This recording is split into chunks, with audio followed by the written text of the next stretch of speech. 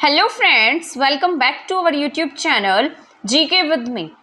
तो आज के इस वीडियो में हम पढ़ना शुरू करेंगे मॉडर्न हिस्ट्री के बारे में। ये आपकी मॉडर्न हिस्ट्री की लास्ट क्लास रहने वाली है। इसके बाद आपकी जो मॉडर्न हिस्ट्री है वो कंप्लीट हो जाएगी। बट इसके अलावा भी कुछ टॉपिक हैं जो रह गए हैं। जैसे मैंने आपको बताया था कि एक मिनट, कैमरा हम सही कर लेते हैं। तो जैसे मैंने आपको पहले बताया था कि एक तो वो जो कंपनीज का टॉपिक है, इसके साथ साथ जितने भी गवर्नर जनरल एंड वॉइसरॉय है उनका टॉपिक है। साथ साथ ये जितना हमने पढ़ा है इसको हम एक बार वन लीनियर की फॉर्म में एज अ स्टैटिक की फॉर्म में पढ़ लेंगे। तो 3 से 4 क्लासेस आप लगाकर चलिए कि आपकी और रहने वाली है मॉडर्न हिस्ट्री की। ठीक है, इसके बाद आपका ये कंप्लीट हो जाएगा और मतलब ये आपकी जो मॉडर्न हिस्ट्री है वो पूरी हो जाएगी। 3 से 4 क्लासेस और होंगी, फिर मॉडर्न हिस्ट्री आपकी पूरी कंप्लीट होने वाली है। वैसे आप इस क्लास को लास्ट क्लास कह सकते हैं क्योंकि इसके बाद में पॉलिटिक्स शुरू हो जाती है, बट पॉलिटिक्स तो हम पहले पढ़ चुके हैं। ये क्लास आपके चंडीगढ़ पीआरटी को ध्यान में रखकर बनाई जा रही है। बट इसके अलावा अगर आप ग्रुप डी की भी तैयारी कर रहे हैं, हरियाणा ग्रुप डी की, या किसी भी एग्जाम की तैयारी कर रहे हैं, उन सबके पॉइंट ऑफ व्यू से ये क्लास हेल्पफुल रहने वाली है।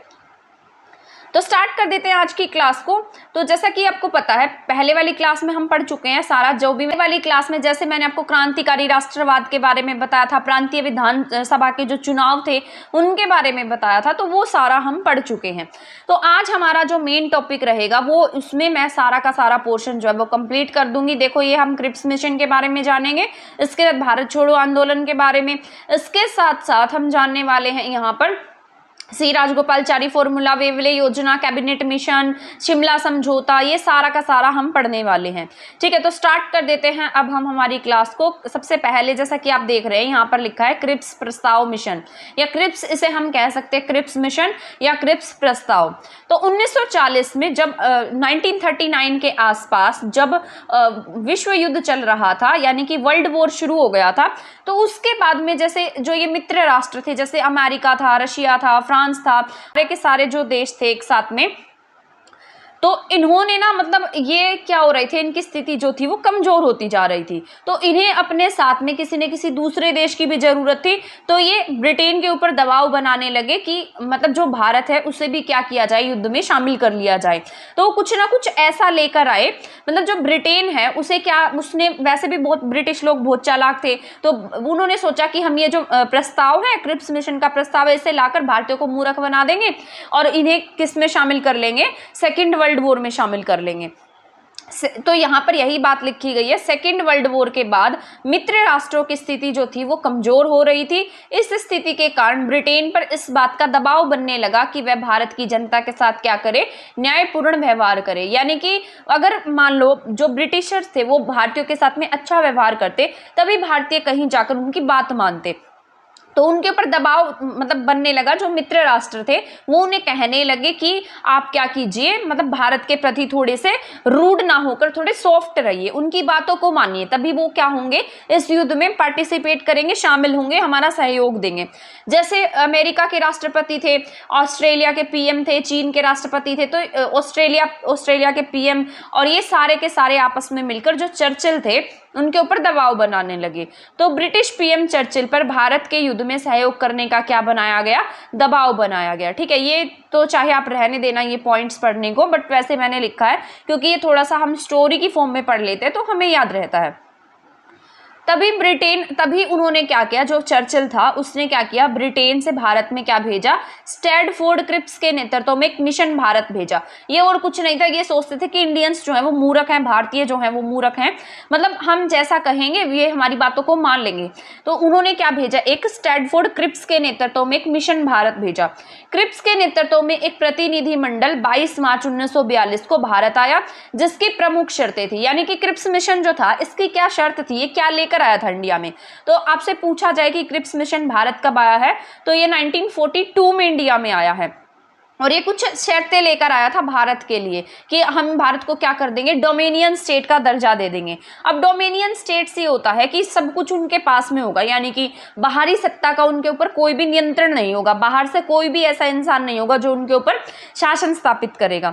तो युद्ध के लिए भारत को क्या कहा गया कि ये क्या करेंगे, इनके लिए एक डोमिनियन स्टेट्स का दर्जा दे देंगे। ये डोमिनियन स्टेट गांधी जी पहले ही इसकी डिमांड कर चुके थे, लेकिन तब ब्रिटिशर्स ने हमारी कोई भी बात नहीं मानी थी, इसे बिल्कुल मतलब एक तरीके से इग्नोर कर दिया था। अब ये खुद से ला रहे हैं, खुद से क्या कह रहे हैं कि हम क्या कर देंगे, इंडिया को डोमिनियन स्टेटस का दर्जा दे देंगे, यानी कि उसमें किसी भी बाहरी सत्ता का नियंत्रण नहीं होगा, जितने भी काम होंगे वो स्वयं से करेंगे। इसके बाद युद्ध के बाद संविधान, इस मतलब सेकंड पॉइंट है, जब ये युद्ध खत्म हो जाएगा इसके बाद संविधान निर्मात्री एक परिषद होगी जिसमें ब्रिटिश भारत होगा, रजवाड़े शामिल होंगे और कुछ सदस्यों को प्रांतीय विधायिका द्वारा सिलेक्ट किया जाएगा और कुछ को जो ये शासक हैं वो अपने सदस्यों को क्या कर सकेंगे, इसमें मनोनीत कर सकेंगे। तो एक तरीके से ये हमें बेवकूफ़ बनाना चाहते थे, लेकिन हमने इसको एक्सेप्ट नहीं किया। महात्मा गांधी ने इसे क्या कहा कि क्रिप्स मिशन क्या है, एक पोस्ट डेटेड चेक है, यानी कि जिसकी तिथि अब जा चुकी है, तो इन्हें एक्सेप्ट नहीं किया गया। तो क्या कहा इनको, इसको क्या कहा गया, पोस्ट डेटेड चेक कहा गया। तो ये भी पूछा जा सकता है कि क्रिप्स मिशन को किसने पोस्ट डेटेड चेक कहा है। ये ऐसी स्टेटमेंट्स जो हैं ये भी एग्जाम में पूछ ली जाती है। तो महात्मा गांधी ने क्रिप्स प्रस्तावों को क्या कहा है, पोस्ट डेटेड चेक कहा है। और जवाहरलाल नेहरू ने इसे ऐसे बैंक के नाम से, मतलब ऐसा कहा कि ये क्या है, ये ऐसा बैंक जो अब टूट रहा है। तो जवाहरलाल नेहरू ने ऐसा कहा कि ये क्या है, ऐसे बैंक का नाम है जो क्या है अब टूट रहा है। महात्मा गांधी ने इसे क्या कहा कि ये क्या है, एक पोस्ट डेटेड चेक है जिसकी तिथि अब जा चुकी है, यानी कि जिसका अब कोई भी वैल्यू नहीं है। तो ये था आपका क्रिप्स मिशन जो 1942 में क्या आया, इंडिया में आया था। तो ये भी अपना स्वार्थ सिद्ध करने के लिए इंडिया में आए थे, यानी कि इंडिया को मूर्ख बनाना चाहते थे। इसके बाद सेकंड है यहाँ पर भारत छोड़ो आंदोलन। अब क्रिप्स मिशन के बाद में जो इंडिया है, इंडिया में भारत में कौन सा आंदोलन शुरू हो जाएगा, भारत छोड़ो आंदोलन 1942 स्टार्ट होगा। तो भारत छोड़ो आंदोलन भी कब होता है, 1942 में स्टार्ट होएगा। ठीक है, तो आपसे पूछा जा सकता है भारत छोड़ो आंदोलन कब होगा, 1942 में होगा। 1 सेकेंड। ठीक है, तो 14 जुलाई 1942 को वर्धा में आयोजित कांग्रेस कार्य समिति की बैठक में भारत छोड़ो आंदोलन पर एक प्रस्ताव पारित किया गया। तो आपसे पूछा जा सकता है कि प्रस्ताव कब पारित किया गया है, वर्धा में एक कांग्रेस की मीटिंग हुई थी जहां पर क्या पारित किया गया, भारत छोड़ो आंदोलन का प्रस्ताव पारित किया गया। और कब पारित किया गया है, 14 जुलाई 1942 को ये प्रस्ताव पारित किया गया है। 14 जुलाई 1942 को भारत छोड़ो प्रस्ताव को कांग्रेस की कार्य समिति द्वारा पास किए जाने से पहले गांधी जी ने कांग्रेस के भीतर ही भारत छोड़ो प्रस्ताव के विरोधियों को चुनौती देते हुए कहा था। मतलब ऐसा भी था ना कि मतलब कुछ लोग इस बीच में कांग्रेस में रहते हुए एक दूसरे के अपोजिशन में थे क्योंकि उनकी विचारधारा नहीं मिलती थी। तो गांधी जी ने क्या कहा कि मतलब जो भारत छोड़ो प्रस्ताव के विरोध में थे उनको क्या बोले कि यदि संघर्ष का उनका प्रस्ताव स्वीकार नहीं किया जाता तो मैं देश की बालू से ही कांग्रेस से बड़ा आंदोलन खड़ा कर दूंगा। मतलब वैसे भी गांधी जी अपनी बात मनवाने के लिए प्रसिद्ध थे, किसी न किसी तरीके से अपनी बात मनवा लेते थे, चाहे धमकाकर, चाहे धरने देकर, चाहे अनशन करके, चाहे आमरण अनशन करके। आपने हिस्ट्री में पढ़ा भी होगा। तो यहाँ पर भी यही बात लिखी गई है कि कुछ लोग ऐसे थे जो इसके अपोजिशन में थे, जो नहीं चाहते थे भारत छोड़ो प्रस्ताव पारित हो। तो इन्होंने क्या कहा कि इनके विरोधियों को चुनौती देते हुए कहा कि आपको क्या करना पड़ेगा, इसे पारित करना पड़ेगा। अगर संघर्ष का उनका प्रस्ताव स्वीकार नहीं किया जाता तो मैं क्या करूंगा, देश की बालू से ही कांग्रेस से बड़ा आंदोलन खड़ा कर दूंगा। तो ये बात किसके द्वारा कही गई है, गांधी जी के द्वारा कही गई है। तो ये स्टेटमेंट भी बस एक बार याद रख लेना। इसके बाद 7 अगस्त 1942 को बंबई के ऐतिहासिक गवालिया टैंक मैदान में मौलाना आजाद के नेतृत्व में बैठक में वृद्धा प्रस्ताव पारित कर दिया गया। ठीक है, तो ये की पुष्टि कर दी गई। तो इसकी पुष्टि कब की गई है, 7 अगस्त 1942 को इसकी पुष्टि की गई है। और इसे पास कब कर दिया गया, 8 अगस्त 1942 को इसे पास कर दिया गया।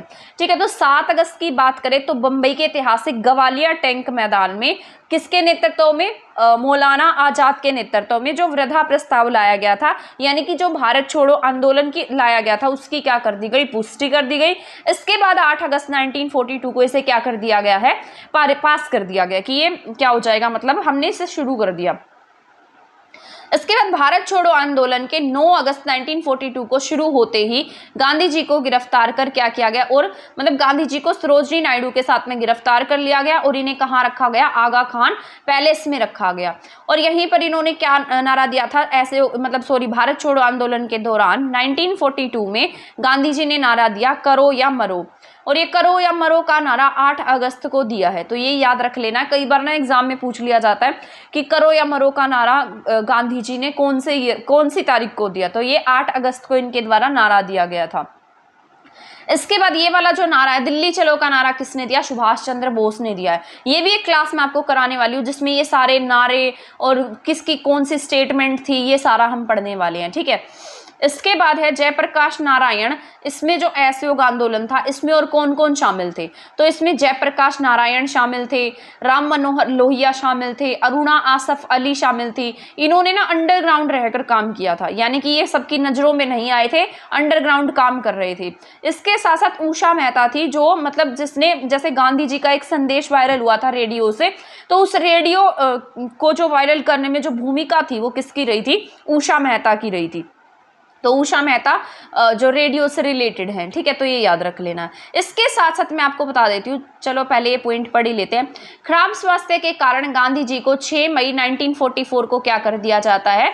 जेल से रिहा कर दिया जाता है। तो यहाँ पर ये जो भारत छोड़ो आंदोलन है 1942 में शुरू हुआ था और 1944 में गांधी जी को जैसे आगा खान पैलेस में रखा गया था, उसके बाद 1944 में गांधी जी को छोड़ दिया जाता है।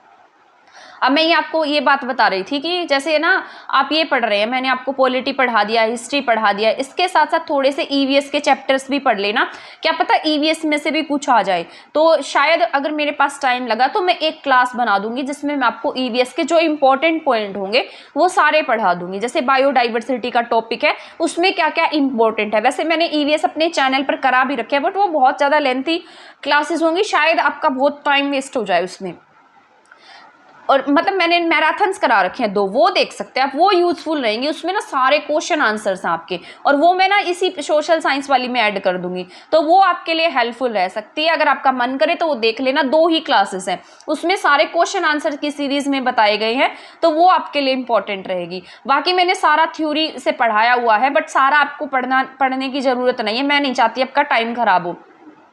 तो वो जो 2 क्लासेस मैं आपको बता रही हूँ वो आप पढ़ सकते हैं, वो उसमें क्वेश्चन आंसर्स कराए हुए हैं। और ऐसा नहीं है कि एक क्वेश्चन है, जितने भी प्रीवियस ईयर में क्वेश्चन आए थे ना, मैंने अपनी टीजीटी की प्रिपरेशन की थी तब उसमें मैंने ईवीएस पढ़ाई थी, ठीक है। ईवीएस क्योंकि हमारे एग्जाम में आनी थी, और मैंने जितने भी प्रीवियस ईयर के क्वेश्चन थे सारे गूगल से सिलेक्ट किए, कहीं कहीं से सिलेक्ट किए, कोई टेक्स्ट बुक से, कोई कहीं से। तो जितने भी प्रीवियस ईयर में क्वेश्चन आए हुए थे वो सारे के सारे उठाए और एक मतलब उनकी सीरीज बनाई और फिर वो पढ़ाए थे। तो वो आपके लिए बहुत हेल्पफुल रहेंगे। अगर आपका मन करे देखने का तो आप उन्हें देख सकते हैं, मैं उसे प्लेलिस्ट में आज ऐड कर दूंगी दोनों क्लासेस को, तो वो हेल्पफुल रहेगी, ठीक है।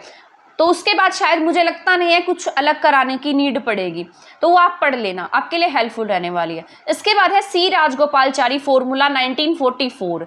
ये सी राजगोपालचारी फॉर्मूला कब आता है? 1944 में आया है। इसमें देश की सांप्रदायिक समस्या, यानी कि आपको पता है पहले देश जो था वो धर्म के आधार पर अब बंटने लगा था। जैसे मुस्लिम चाहते थे कि पाकिस्तान बना दिया जाए और भारतीय चाहते थे कि भारत ही रहे, बंटवारा ना हो। लेकिन जिन्ना के बारे में आपको पता है जिन्ना की सोच कैसी थी, तो ये क्या करने लगे, देश में सांप्रदायिक समस्या के समाधान के लिए 10 जुलाई 1944 को गांधी जी की स्वीकृति से कौन आए? चक्रवर्ती राजगोपालाचारी ने कांग्रेस तथा मुस्लिम लीग के समझौते के साथ में ये योजना प्रस्तुत की थी कि ये क्या करें, आपस में कोई एक समझौता कर ले। तो ये क्या लाए थे? एक योजना लेकर आए थे। तो चक्रवर्ती राजगोपालाचारी और मुस्लिम लीग के मतलब ये चक्रवर्ती राजगोपालाचारी ने कांग्रेस और मुस्लिम लीग के समझौते के लिए ये योजना प्रस्तुत की थी। सेकेंड वर्ल्ड वॉर के खत्म होने पर भारत के उत्तर पश्चिम और पूर्वी भाग में स्थित मुस्लिम बहुसंख्यक क्षेत्रों की सीमा निर्धारण के लिए कमीशन नियुक्त किए जाएं। तो ये बात इसमें कही गई थी कि सेकेंड वर्ल्ड वॉर जब खत्म होगा, उसके खत्म होने पर भारत का जो उत्तर पश्चिम प्रांत है, इसके साथ साथ जो पूर्वी भाग है, उसमें जो मुस्लिम है और जो बहुसंख्यक क्षेत्रों की उनकी क्या कर दी जाएगा, सीमा निर्धारित की जाए और इसके लिए कमीशन बनाया जाए। लेकिन इसको जो मुस्लिम लीग है उसने स्वीकार नहीं किया, मुस्लिम लीग ने इसे नकार दिया। आगे जितने भी काम होंगे ना, मुस्लिम लीग उसमें पार्टिसिपेट नहीं करेगी, सबको नकारती जाएगी, क्योंकि उसे क्या चाहिए, अपने लिए एक अलग से देश चाहिए था। इसके बाद होगा वेवले योजना। वेवले योजना कब आई है? 1945 में आई है। इसके बाद ठीक है, तो यहाँ पर वेवले योजना जो है ये 1945 में आई है। ये जून 1945 को तत्कालीन वॉइसरॉय लॉर्ड वेवले ने इसको प्रस्तुत किया था, यानी कि उस समय भारत के जो वॉइसरॉय थे उनका नाम था लॉर्ड वेवले, तो उनके द्वारा ये योजना प्रस्तुत की गई थी। जब भी इसका नाम क्या रखा गया है, वेवले योजना। इसमें ना क्या कहा गया था कि जितने भी दल हैं सभी का क्या होगा, इसमें रिप्रेजेंटेटिव होगा, सभी क्या होंगे, प्रतिनिधित्व, सबको प्रतिनिधि देने की बात कही गई थी। युद्ध के उपरांत क्या कहा गया था? युद्ध के उपरांत भारत को स्वयं संविधान बनाने की क्या दी जानी थी, इसमें जिम्मेदारी दी जानी थी। तो ये वेवले योजना थी, 1945 में आई है। इसके बाद है शिमला सम्मेलन। ये समझौता नहीं है क्योंकि शिमला समझौता बाद में होगा, इंदिरा गांधी की सरकार के समय में, इंदिरा गांधी के बीच में और साथ साथ पाकिस्तान के जो प्रधानमंत्री थे या राष्ट्रपति थे उनके साथ में हुआ था। तो ये शिमला सम्मेलन अलग है और समझौता अलग है। तो शिमला सम्मेलन ये 25 जून 1945 को होगा। ये आपको बस इतना याद रखना, जून 1945 को होगा। ये मुस्लिम लीग और कांग्रेस के बीच में होना था। इसमें एक बात कही गई थी, मतलब मुस्लिम लीग ये चाहती थी कि जो मुस्लिम सदस्य हैं उनको चुनने का अधिकार केवल किसके पास में होना चाहिए? मुस्लिम्स के पास में होना चाहिए। लेकिन ये बात कुछ फिट नहीं बैठी, इसलिए जो शिमला सम्मेलन था वो क्या हो गया? रद्द हो गया। तो ये आपका शिमला सम्मेलन कब हुआ है? 1945 में हुआ है। तो बस आपको यही याद रखना है, शिमला सम्मेलन कब हुआ? 1945 में हुआ। इसके बाद हम बात कर लेते हैं नौसेना तथा वायुसेना विद्रोह की। नौसेना और वायुसेना विद्रोह 19 फरवरी 1946 को नौसेना के कुछ भारतीय टुकड़ियों ने आजाद हिंद फौज का क्या लगाया? टैग लगाया, और टैग लगाकर क्या कर दिया? उग्र विद्रोह कर दिया। तो ये कब हुआ है? आपसे कई बार पूछा जा सकता है कि नौसेना विद्रोह कब करेंगे? 1946 टिक करने वाले हैं। इसको ना पटेल, जो सरदार वल्लभ भाई पटेल थे, उनकी मध्यस्थता से क्या किया गया? सुलझाया गया, यानी कि समाप्त कराया गया। तो नौसेना विद्रोह कब हुआ है? 1946 में हुआ है। इसके बाद है कैबिनेट मिशन। कैबिनेट मिशन जो है वो 15 मार्च 1946 को ब्रिटिश प्रधानमंत्री एटली द्वारा घोषणा की गई। उस समय ना पहले चर्चिल था, चर्चिल के जाने के बाद यहाँ पर एटली की सरकार आई, और ये सरकार थोड़ी सी भारत के लिए एक सॉफ्ट कॉर्नर रखती थी, ताकि जो इंडिया है, इंडिया को क्या कर देना चाहिए? आज़ाद कर देना चाहिए। और ये किसकी सरकार थी? लेबर पार्टी की सरकार थी। तो कई बार ऐसा भी पूछा गया एग्जाम में कि बताइए जब आपका देश आज़ाद हुआ था तब ब्रिटेन में किसकी सरकार थी? कौन सी पार्टी की सरकार थी? तो वो लेबर पार्टी की सरकार थी। इनके द्वारा घोषणा की गई थी कि भारत को आज़ाद कर दिया जाए, और क्या किया जाएगा? मतलब भारत के पास में राइट होगा कि वो क्या कर सकते हैं? अपना संविधान बना सकते हैं। अब किसी भी बाहरी शक्ति का इनके ऊपर नियंत्रण नहीं होगा। तो ये आपका कैबिनेट मिशन था, 1946 में भारत में आया है। क्रिप्स मिशन 1942 में भारत आया है, तो याद रखना है, ठीक है। इसके बाद 24 मार्च 1946 को पेंथिक्लोरन, स्टेडफोर्ड क्रिप्स और एबी अलेक्जेंडर, जो ये आपका ये मतलब कैबिनेट मिशन था, इसमें कितने सदस्य आए थे? 3 सदस्य आए थे। इसमें से कौन कौन थे? पेंथिक्लोरन था, स्टेडफोर्ड क्रिप्स था और एबी अलेक्जेंडर था। इनकी अध्यक्षता में जो कैबिनेट मिशन है वो कहाँ पहुंचा है? दिल्ली में पहुंचा। तथा 16 मई 1946 को ये योजना क्या कर दी गई? प्रस्तुत की गई। इसमें संविधान सभा के गठन का प्रावधान था। इसमें संविधान सभा के गठन का क्या कहा गया था? प्रावधान दिया गया था। इसके बाद है प्रत्यक्ष कार्रवाई दिवस। प्रत्यक्ष कार्रवाई दिवस में मुस्लिम लीग ने 16 अगस्त 1946 को क्या मनाया? अपना प्रत्यक्ष कार्रवाई दिवस मनाया है। तो बस यही याद रखना है, प्रत्यक्ष कार्रवाई दिवस कब मनाया गया? मतलब ये मुस्लिम लीग ने 16 अगस्त 1946 को मनाया है। इसके बाद है अंतरिम सरकार का गठन होगा। तो 2 सितंबर 1946 को कैबिनेट योजना के अनुसार जवाहरलाल नेहरू के नेतृत्व में किसका गठन किया गया? अंतरिम सरकार का गठन किया गया। और मुस्लिम लीग ने संविधान सभा का क्या किया? बहिष्कार किया, क्योंकि मुस्लिम लीग ऐसा चाहेगी नहीं कि मतलब हम इसमें शामिल हो, क्योंकि ये दूसरे देश ये चाहते थे कि हमें इंडिया से अलग कर दिया जाए। इसके बाद आती है माउंटबेटन योजना। माउंटबेटन योजना 24 मार्च 1947 को आएगी। इस समय लॉर्ड माउंटबेटन जो है वो भारत में आएगा, और इसमें निर्धारित किया जाएगा कि 15 अगस्त 1947 को सत्ता जो है वो किसे सौंप दी जाएगी? भारत को सौंप दी जाएगी। और ये भारत और पाकिस्तान के बंटवारे का प्रस्ताव भी लेकर आएगा। इस योजना के तहत 14 अगस्त 1947 को भारत और पाकिस्तान में बांट दिया गया। मतलब भारत को किस में बांट दिया गया? इंडिया अलग और पाकिस्तान अलग। लेकिन गांधी जी ने इस बात को स्वीकार नहीं किया, और कांग्रेस और मुस्लिम लीग ने इसे स्वीकार कर लिया, और ये योजना लागू हो गई। इसके बाद भारत और पाकिस्तान अलग अलग हो गए, और जो सत्ता का स्थानांतरण था वो ब्रिटिशर से किसके हाथ में चला गया? भारतीयों के हाथ में चला गया। और जो भारत है, इंडिया की स्वतंत्रता के लिए एक एक्ट पारित कर दिया गया, जिसे नाम दिया गया इंडियन इंडिपेंडेंस एक्ट 1947। इसी के आधार पर भारत और पाकिस्तान का बंटवारा कर दिया जाता है, भारत और पाकिस्तान अलग अलग हो जाते हैं। तो आज की ये क्लास आपकी यहाँ पर ख़त्म होती है। इसके बाद जितनी भी 3-4 क्लासेस होंगी वो मैं आपको करा दूंगी। आपकी थोड़ी सी क्लास रहती हैं, तो वो हम नेक्स्ट क्लास में कर लेंगे, ठीक है। और तो मिलेंगे अब हम हमारी नेक्स्ट क्लास में नेक्स्ट टॉपिक के साथ। तब तक आप हमारे चैनल के साथ बने रहिए। अगर आपने हमारा चैनल सब्सक्राइब नहीं किया तो प्लीज़ इसे सब्सक्राइब कर देना, वीडियो को शेयर नहीं किया तो इसे शेयर कर देना।